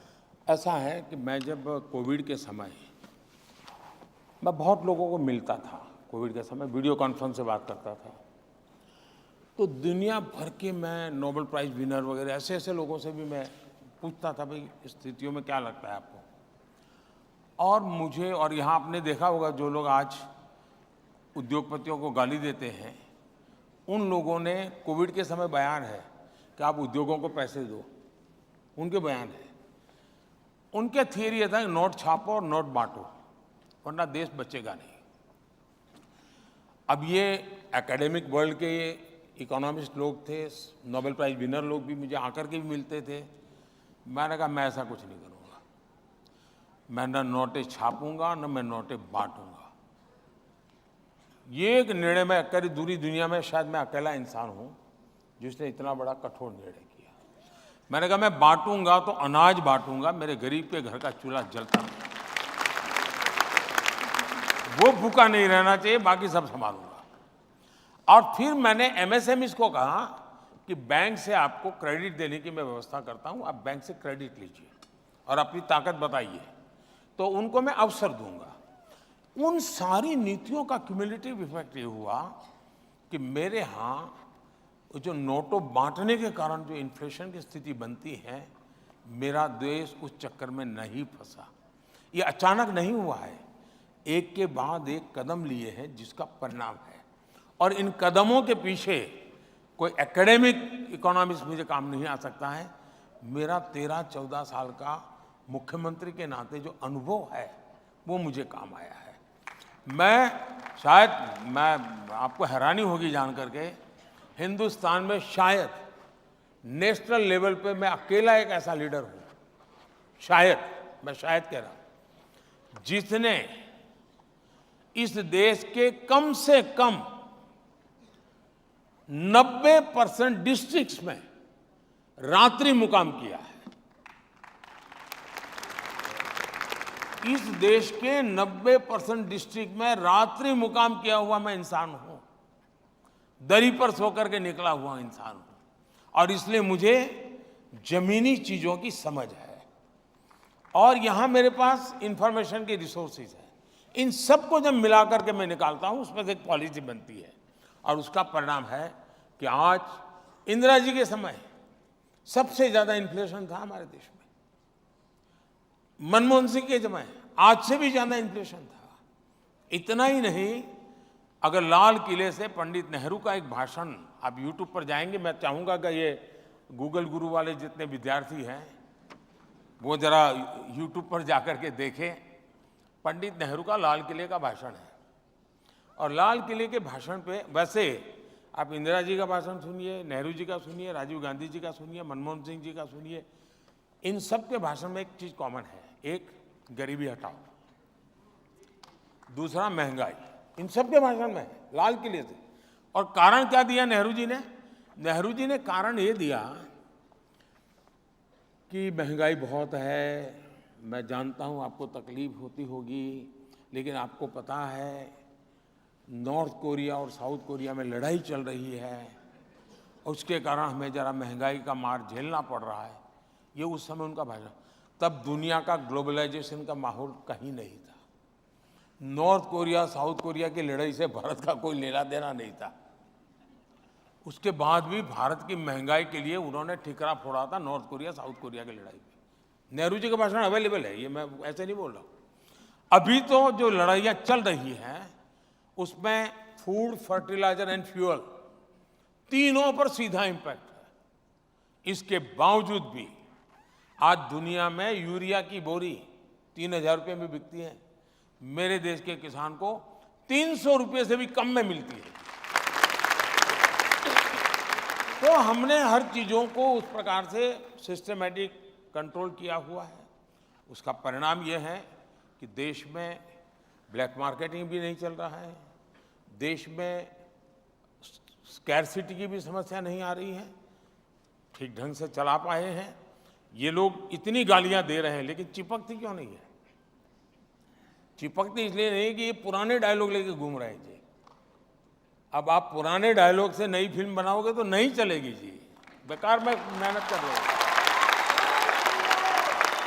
आज हम फाइनल राउंड में हैं, बस 2-3 मिनट में। एक सवाल राजेंद्र टिकिया का है। हिंदुस्तान की राजनीति जो अभी तक देखी है, उसमें सोनिया गांधी जी जो कर रही हैं वो राहुल गांधी जी के लिए कर रहे हैं, लालू प्रसाद यादव जो कर रहे हैं वो तेजस्वी यादव के लिए कर रहे हैं, ऐसे ही शरद पवार, ममता बनर्जी, ये सब नेता अपने परिवार, अपने बच्चों के भविष्य के लिए कर रहे हैं। आप जितनी अथाह मेहनत, आपकी मेहनत के मुरीद तो आपके विरोधी भी हैं। हम सभी आपसे जानना चाहते हैं कि आपके आगे पीछे तो कोई भी नहीं है, फिर आप इतनी मेहनत किसके लिए कर रहे हैं? देखिए, मुझे लगता है कि हर कोई राजनीति में, अभी जितने दलों के आपने नाम दिए, ये दल ऐसे हैं जिनमें 3 विशेषताएं कॉमन है ये इंडिया अलायंस में, और उनको जोड़ने का कारण भी है। ये सभी गौर सांप्रदायिक हैं, गौर जातिवादी हैं और गौर परिवारवादी हैं। अब ये हिंदुस्तान में हर किसी के मन में सवाल उठता है कुछ लोग अलग तरीके की बुद्धि, इतनी एनर्जी लाती कहाँ से, ऐसे पूछते हैं। कुछ लोग कहते हैं इतनी मेहनत काहे कर रहे हो, क्यों मर रहे हो यार, 10 साल हो गए। मुझे एक नेता मिलने आए थे एक बार, बहुत बड़े लीडर, पहली टर्म में मेरे आखिरी 5वां साल था। बोले मोदी जी अब प्रधानमंत्री बन गए, इससे आगे क्या होता है दुनिया में, इतनी मेहनत क्यों करते हो, ऐसा मुझे कहा था। क्योंकि उनके एक ही प्रकार की सोच में से देश की राजनीति चली है। मैं समझता हूं कि सब लोग काम कर रहे हैं, मैं भी काम कर रहा हूं। वे भी अपनी आवश्यकता के अनुसार मेहनत करते हैं, मैं भी अपनी आवश्यकता के अनुसार मेहनत करता हूं। वे भी अपने परिवार के लिए करते हैं, मैं भी अपने परिवार के लिए करता हूं। उनके परिवार में 5-6 लोग हैं, तो उनको 5-6 लोगों के लिए मेहनत करनी होती, तो उतने घंटे में चल जाता है। मेरे परिवार में 140 करोड़ है, तो मुझे ज्यादा मेहनत करनी पड़ती है। अगर मेरे परिवार में भी 5-6 होते तो मुझे भी कुछ नहीं करना, इधर से 2-4 इंटरव्यू दे देता, रजत शर्मा को जरा चाय पिला देता, मेरी गाड़ी चल जाती। लेकिन मैं 140 करोड़ मेरे परिवारजन के लिए जीता हूं, और इसलिए मेहनत भी करता हूं।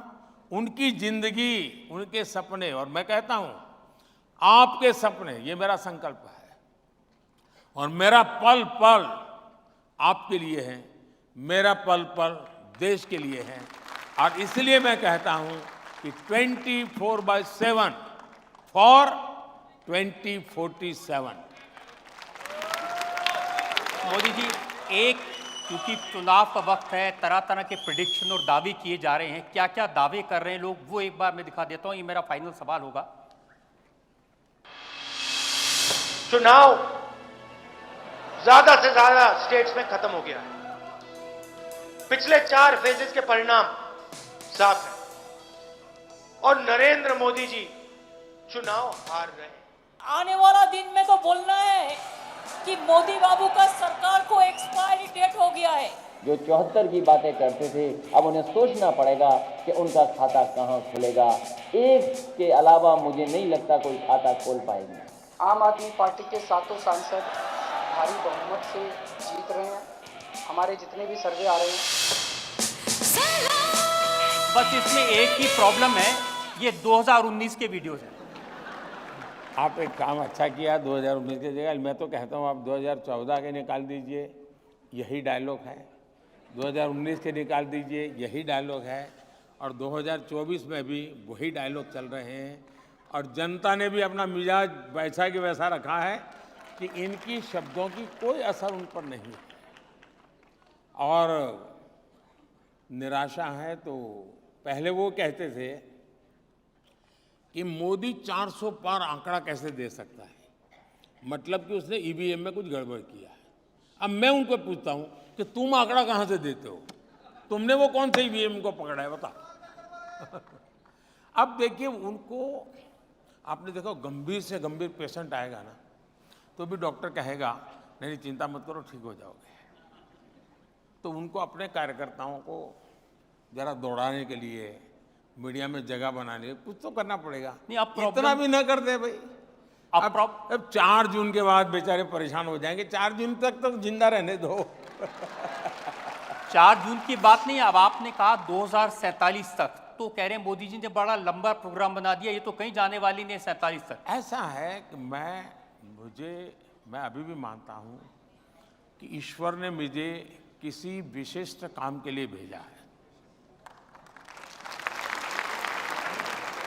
परमात्मा ने मेरे लिए किसी पर्पज के लिए भेजा हुआ है, वरना मैं जिस जिंदगी से निकला हूं वहां आने का कोई लॉजिक ही नहीं बैठता जी, कोई रास्ता नहीं जो मुझे यहां ले आए। ईश्वर ने ही इस काम के लिए मुझे कहा है, मुझे भेजा है, और मेरा मार्गदर्शन भी परमात्मा स्वयं कर रहे हैं, मुझे रास्ता भी परमात्मा स्वयं दिखा रहे हैं। परिश्रम का, पुरुषार्थ का, पराक्रम का जो जज्बा है वो भी परमात्मा स्वयं की कृपा से मिलता रहता है, और उसी को लेकर मैं करता हूं। और मुझे पक्का लगता है कि विकसित भारत 2047 तक का टारगेट ये भी ईश्वर ने ही मुझसे करवाया है, और जब तक पूरा नहीं होगा वो मुझे वापस नहीं बुलाएगा। और आज दुनिया में कहीं और जगह नहीं है मेरे लिए, यही है।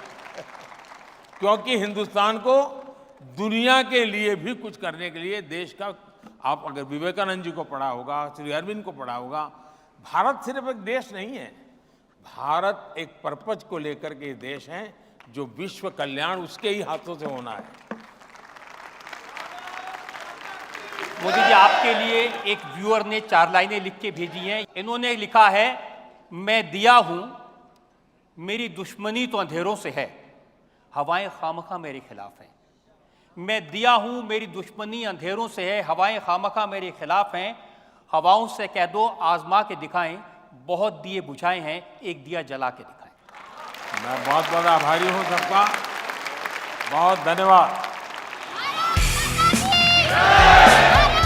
जो लोग प्रधानमंत्री मोदी की बात से कन्विंस हैं, वो खड़े होके हाथ उठा के ताली बजा के समर्थन करें।